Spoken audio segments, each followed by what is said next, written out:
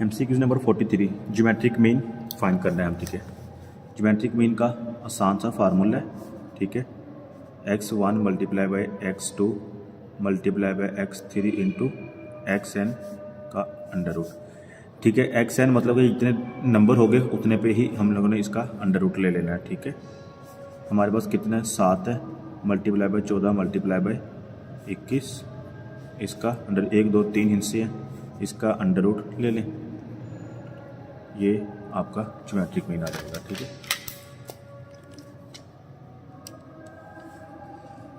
सात multiply by 14 multiply 21, 12.72 आ गया round of करके, ठीक है। बी होगा, which of the following statement about the scatter diagram is are correct, it leads to the more accurate result of the following. अच्छा, ये इसकी limitation ये इसका नहीं होगा, we can draw it for 2 और मोर वेरिएबल्स, नहीं ये भी नहीं होगा। उसकी रीज़न ये है कि देखें, जब भी हम एक्स एंड वाई एक्सिस को ड्रा करते हैं ना, एक्स एक्सिस वाई एक्सिस, तो जस्ट हमारे 2 वेरिएबल होते हैं, इसके अलावा 2 और मोर वो यूज़ कर रहा है, 2 और मोर। ये मोर नहीं हो सकता, 2 तो हो सकते हैं लेकिन मोर नहीं हो सकता, इट मीन्स कि ये भी रॉन्ग है। 2 तक है एक्स और वाई एक्सिस, ठीक है, इससे ज़्यादा नहीं हो सकते स्कैटर डायग्राम के दौरान, ठीक है। 3D जब आप ड्रा करें उसमें हो सकता है। An investment of 1.5 million is made in a business for 4 years and the gain, अच्छा ठीक है। MCQ नंबर 45, ठीक है। Find rate of gain under the compound interest. 1.5 million की हम इन्वेस्टमेंट करते हैं, ठीक है, और हमें 0.5 मिलियन रिसीव होता है, इंटरेस्ट रिसीव होता है, और 4 साल में हम लोगों ने रेट फाइंड करना है। बहुत ही आसान है, जस्ट आपने इंटरेस्ट का फार्मूला लगाना है।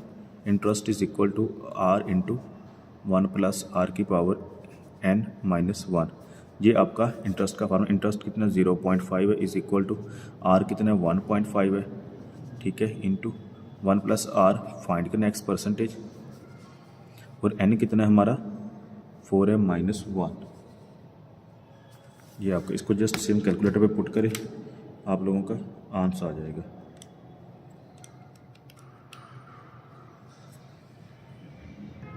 ये वैल्यूज कैलकुलेटर पे पुट की है, 0.5 1.5, ठीक है। हमारा 0.0745 आंसर आ गया। 0.0745 मल्टीप्लाई 100 किया, 7.45 यहाँ पे आ गया, ठीक है। परसेंटेज हमारा आंसर आ गया। If the discount rate is 12%, the present value of the X received at the end of each year for the next 5 years is equal to, अच्छा 2 चीज़ें, जब भी क्वेश्चन में ईच ईयर का नाम आ जाए ना, मतलब कि हर साल इन्वेस्टमेंट होती है, तो आप लोगों ने एन्युटी का फार्मूला लगा देना, ठीक है। एन्युटी का फार्मूला कब लगता है और कहाँ लगता है, ये मैं आपको कंडीशंस बता देता हूँ।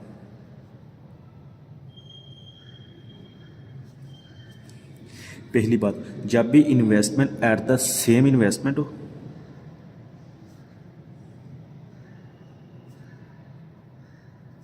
एंड सेम पीरियड हो,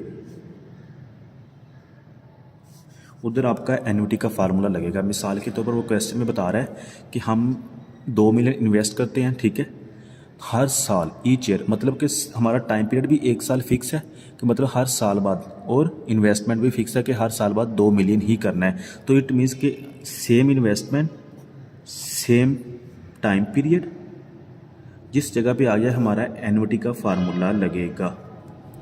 एन्युटी की आगे मज़ीद 2 कंडीशंस होती हैं, ठीक है, ड्यू एन्युटी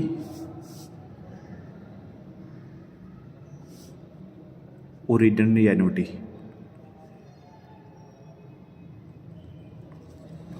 अच्छा, ड्यू एन्युटी का मतलब वो होता है जब ड्यू एन्युटी का फार्मूला उस जगह पे लगेगा जब investment at the start of the period हो, ठीक है, या मिसाल के जहाँ पे मिसाल के 2 डे या स्टार्ट या नो, मिसाल के तौर पर अब इन्वेस्टमेंट कर रहा है या अभी कर रहा है या नो अब कर रहा है, मतलब जब investment at the start of the period तो ड्यू एन्युटी का फार्मूला लगता है। और इतनी एन्युटी जब investment at the end of the period हो, ठीक है, तो वहाँ पे आपका रिटर्न एन्युटी का फार्मूला लगेगा। ठीक है। अच्छा, आगे इनकी भी मज़ीद ड्यू एनुटी का फार्मूला भी आपको ऊपर लिखा होगा, या इधर कोई क्वेश्चन होगा तो मैं उसको लिख दूंगा।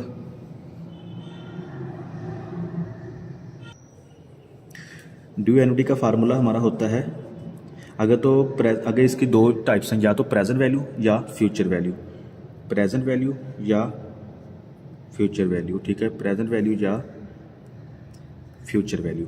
अच्छा, due annuity investment at the start of the period, जब investment at the start of the period हो तो प्रेजेंट वैल्यू का जो फार्मूला होगा वो होगा R into 1 minus 1 plus R की पावर n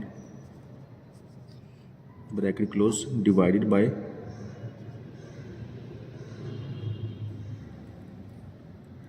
R, ठीक है, मल्टीप्लाई बाय 1 प्लस R। बस ये फ़र्क है और इसमें कोई इतना ख़ास फ़र्क नहीं है। और जब फ्यूचर वैल्यू आप लोगों ने फाइंड करें, फ्यूचर वैल्यू का मतलब होता है ये, सॉरी इधर माइनस आएगा, ठीक है। जब फ्यूचर वैल्यू मतलब कि जब हम प्रेजेंट से फ्यूचर की तरफ जाते हैं तो इट मीन्स कि हमारा ये सब, ये देखें ये एयर हमारा नेगेटिव, मतलब कि फ्यूचर से पीछे की तरफ आ रहे थे, नेगेटिव आ रहे थे, इस वजह से हमारा साल भी नेगेटिव हो गया और ये रेट भी हमारा तकरीबन नेगेटिव हो गया, और 1 हमारा स्टार्ट पे आ जाएगा, ठीक है, शुरू में आ जाएगा क्योंकि पीछे की तरफ आ रहे हैं। बस आप लोगों ने ये याद रखना है, जैसे investment at the end, sorry जब आप फ्यूचर वैल्यू रूम करते हैं investment at the start of period, तो उधर आपका ड्यू एनुटी का फार्मूला फ्यूचर वैल्यू का ये होगा R इंटू, बस ये रेट फर्स्ट आ जाएगा, पॉजिटिव हो जाएगा, 1 प्लस R, ठीक है। अब पावर भी पॉजिटिव हो जाएगी, -1 डिवाइडेड बाय R, उसी रेट पे आपने डिवाइड कर देना है। अगर तो उसने क्वार्टरली बेस पे दिया हुआ बाई मंथली तो डिवाइड बाय M भी हो जाएगा, ठीक है, इधर भी M आ जाएगा और इधर भी M आ जाएगा और इसमें खास फ़र्क नहीं है, ठीक है। या into multiply 1 plus R over M, जब ये बटे में M आएगा तो इधर आपने M के साथ मल्टीप्लाई भी कर देना है, ठीक है। ये हमारा फ्यूचर वैल्यू का। जब इन्वेस्टमेंट ओरिजिनल एनुटी का पूछ लें, ठीक है, ओरिजिनल एनुटी जब investment at the end of the period हो रही हो तो प्रेजेंट वैल्यू का जो हमारा फार्मूला होगा, चलिए मैं इधर लिख देता हूँ, ठीक है। उसमें जस्ट आप लोगों ने ये चीज़ नहीं लिखनी, बाकी सारा कुछ सेम ही है। 1 minus 1 plus R power n divided by R, और फ्यूचर वैल्यू 1 प्लस R की पावर n ओवर m कर लें, इसके साथ भी m कर लें, ठीक है, -1 divided by R over m, ये आपका फ्यूचर वैल्यू का फार्मूला हो जाएगा, ठीक है। कोई इतना खास फ़र्क नहीं, बस इसका और इसका फ़र्क था, बाकी सारा कुछ है। उम्मीद है कि आपको अब पता चल गया होगा ओरिजिनल एनुटी और ड्यू एनुटी का फार्मूला किधर लगाना है। अगेन मैं रिपीट कर देता हूँ, थोड़ी वीडियो लेंथी हो गई है। एनुटी कब लगती है? जब इन्वेस्टमेंट और हमारा टाइम पीरियड सेम हो, same investment at the same period, ठीक है। मिसाल के ईच ईयर में, जब भी क्वेश्चन में कोई ईच ईयर वाला वर्ड यूज़ हो जाना, आपको यहाँ से आइडिया हो जाना चाहिए। देखो मतलब कोई भी वो इन्वेस्टमेंट कर रहा है, ठीक है,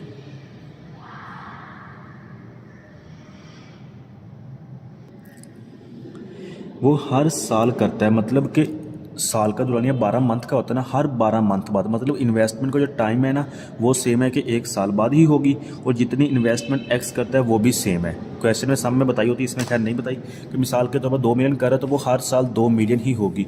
तो आपको ये तो कंफर्म होगा कि यहाँ पे एनुटी का फार्मूला लगेगा। अब आप लोग आगे कंफ्यूज हो कि कौन सा लगेगा, ड्यू लगेगा या ओरिजिनल लगेगा। अगर तो investment at the start of the period है तो आपका ड्यू लगेगा, अगर investment at the end of the period है तो ओरिजिनल लगेगा। अगर क्वेश्चन में ये दोनों चीज़ें ना बताई हो तो आप लोगों ने ओरिजिनल एनुटी का बदल लगाना है, ठीक है। अगर क्वेश्चन में ना बताया हो स्टार्ट है या एंड है तो आप लोगों ने यही लगाना है, ओरिजिनल एनुटी का बता देना है, ठीक है। अब आगे 2 कंडीशन आती हैं, उसका फ्यूचर वैल्यू या प्रेजेंट वैल्यू। अगर वो प्रेजेंट वैल्यू फाइंड कर रहे हैं तो आप लोगों ने प्रेजेंट वैल्यू का n माइनस में कर दें तो ये फार्मूला माइनस वाला आ जाएगा, ठीक है। प्रेजेंट वैल्यू पीछे की तरफ आ जाना है। अगर फ्यूचर का लगाना है तो फ्यूचर में आपने आगे की तरफ जाना है, मतलब कि हमारा जो साल पॉजिटिव हो जाएगा और आप लोगों ने फ्यूचर का फार्मूला लगा लेना है।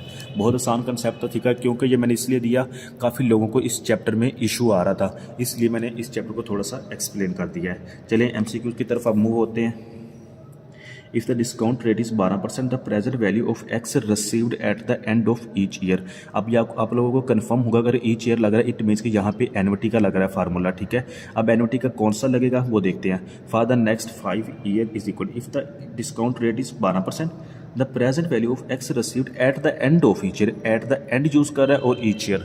आपको कंफर्म हो जाना चाहिए कि यहाँ पे ओरिजिनली एनुअटी का फार्मूला लगेगा और पूछ क्या रहा है प्रेजेंट वैल्यू का फार्मूला लगेगा कौन सा, ओरिजिनरी एनुअटी में। प्रेजेंट वैल्यू का फार्मूला क्या होता है, R into 1 minus 1 plus R की power n bracket close divided by R, ठीक है। आसान सी चीज़ें। प्रेजेंट वैल्यू हमारी उसने नहीं बताई, इसको एक्सपोर्ट कर लेते हैं। प्रेजेंट वैल्यू सॉरी हम लोगों ने फाइंड करनी है और R जो हमारा X है, ठीक है, 1 माइनस 1 प्लस रेट कितने 12% है, ब्रैकेट क्लोज सॉरी ये minus 5 at the end next 5 year, 5 साल पूछ रहा है, ठीक है, डिवाइडेड बाय 12%। सेम वैल्यू को कैलकुलेटर पे पुट कर दे ये, ठीक है। ये X नहीं पुट करना, ये X आप लोगों ने साथ ऐसे ही लगा देना जो भी वैल्यू आएगी। चलिए कैलकुलेटर पे पुट करते हैं। ये मैंने सेम वैल्यूज़ पुट किए हैं, ठीक है, देख लें, और मेरा 3.604 आंसर आ गया है, ठीक है। ये X वैसे ही रह गया, मल्टीप्लाई बाय 3.604 मतलब कि 3.604 X प्रेजेंट वैल्यू हमारी आंसर आ गया। क्वेश्चन में चेक करें, यही आंसर होगा, ठीक है, 3.6, ठीक है। 46 का हमारा C होगा। MCQ नंबर 47 है, ठीक है। A wallet contain 65 notes of 1000 and 35 notes of 500. 4 notes are selected at random. Find the probability that sum of the notes are 3000, ठीक है। कहता है हमारे पास एक वैलेट है जिसमें 65 नोट जो है ना 1000 वाले हैं और 35 नोट जो है ना 500 वाले हैं, ठीक है। प्रोबेबिलिटी हमने उसमें से 4 नोट ड्रा करने हैं, 4 नोट निकालने हैं। प्रोबेबिलिटी फाइंड करें कि अगर उनको सम करें तो हमारा 3000 हो जाएगा। मिसाल के तौर पर अगर मैं 1000 वाले 3 नोट निकालता हूं और एक 500 वाला निकालूंगा तो टोटल कितने हो जाएगा, 3000 और 3500 हो जाएगा, जबकि मुझे 3000 रिक्वायर है। चलिए मैं ऐसे कर लेता हूँ, 1000 वाले 2 ले लेता हूँ, 2000 और 2 नोट ले लेता हूँ 500 वाले, तो 500 1000 और 2000 कितना 3000 हो गया ना, ठीक है। तो इट मीन्स कि ये मेरे बिल्कुल तरतीब ठीक है, 1000 वाले 2 और 500 वाले भी 2, टोटल कितना 3000। मतलब अगर मैं ये निकालता हूँ तो मेरा 3000 आ जाएगा। तो मुझे प्रोबेबिलिटी फाइंड करनी है, find the probability that sum of the notes are 3000। It means कि हमारे पास नोट कितने हैं 65 ऑफ 1000। तो हम लिख सकते हैं, चलिए मैं थोड़ा सा इधर क्लियर कर देता हूँ।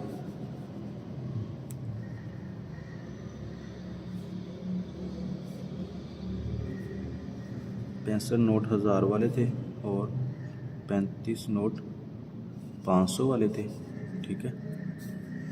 अगर इसमें से हम 2 करते हैं तो इसमें भी 2 ड्रा करते हैं तो ये 2000 इसका हो जाएगा, तो ये हमारे पास 3000 सम हो जाएगा, ठीक है। अच्छा, प्रोबेबिलिटी हमने फाइंड करनी है कि सम ऑफ देयर इज़ 4। कितने हम 4 नोट ड्रा करते हैं, 2 ये हो गए, 2 4 नोट है टोटल, ठीक है।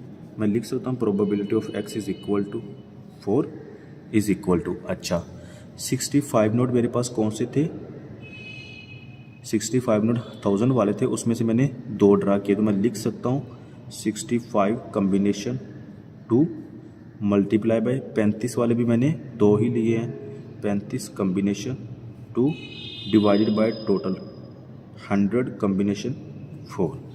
अच्छा, एक कंडीशन याद रखिएगा, सम टाइम ना कंफ्यूज होता है कि यहाँ पे कम्बिनेशन लगेगा या परम्यूटेशन लगेगा। जब भी क्वेश्चन में लफ्ज़ रैंडमली यूज़ हो, यानी कि कोई तरतीब ना दी हो, कोई सीक्वेंस ना दी हो, तो उधर आप लोगों ने कम्बिनेशन लगाना है। जब भी क्वेश्चन में कोई सीक्वेंस के साथ क्वेश्चन दे रहा है कि मिसाल के तौर पर हमने 2 कार सेल की हैं, पहले ब्लैक फिर वाइट, तो इट मीन्स कि इधर आप लोगों ने परम्यूटेशन लगाना है। जब सीक्वेंस हो तो परम्यूटेशन, जब सीक्वेंस ना हो, रैंडमली हो, तो आप लोगों ने कम्बिनेशन लगाना है। तो इधर मैंने कम्बिनेशन का फार्मूला लगा दिया है, ठीक है। एमसीक्यूज़ का आंसर आपके सामने निकालते हैं। अभी देखिए, ठीक है, 65 का combination 2 multiply 35 combination 2 divided by 100 combination 4, 0.3156 आपका आंसर आ गया। 3156 आपका आंसर। अगर परसेंटेज में पूछे तो मल्टीप्लाई 100 का देना 30.56 आ जाएगा, ठीक है। एमसीक्यूज़ नेक्स्ट देखते हैं। ये आ गया आंसर, ठीक है। अच्छा, if the present value is 1 2 3 4 5 6 7 10 lakh, ठीक है, 1 million, and the interest is 7,50,000 in 4 years and 10 month, find the simple interest. Simple interest हम लोगों ने मालूम करना है। बहुत ही आसान एमसीक्यूज़ है, बहुत ही आसान एमसीक्यूज़ है। सिंपल इंटरेस्ट का फार्मूला होता है I is equal to PRT। थोड़ा सा ना आपको टाइम में कंफ्यूज करेगा, तो ये आप लोगों ने तवज्जो से समझना है। इंटरेस्ट मैंने फाइंड करना है, मेरा P कितना है 1 million,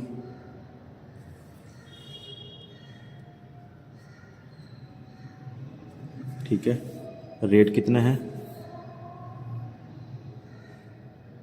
find the simple interest rate, sorry rate हम लोगों ने फाइंड करना है। इंटरेस्ट हमें दिया हुआ है, इंटरेस्ट कितना है 7,50,000, 7,50,000। अच्छा, रेट हम लोगों ने फाइंड करना है और टाइम दिया हुआ है हमें 4 साल और 10 मंथ। तो आप लोग ऐसे लिख सकते हो 4 साल प्लस 10 मंथ का मतलब 10/12। 10/12 को ना आप सालों में कन्वर्ट कर लें, मतलब कि 10 महीने है ना, इसको साल में कन्वर्ट करेंगे तो डिवाइडेड बाय 12 हो जाएगा ना। 10 डिवाइडेड बाय 12 तो आपका ना 8.833 आ गया। 0.833 4 में प्लस करें तो 4.833 आ जाएगा आपका साल। बस ये वो चीज़ कन्फ्यूज़ करने वाली है, बाकी इसमें और कुछ भी नहीं है। जस्ट आप इसको कैलकुलेटर पे पुट कर दें। 7,50,000 4 6 multiply by summation x multiply by 4.83,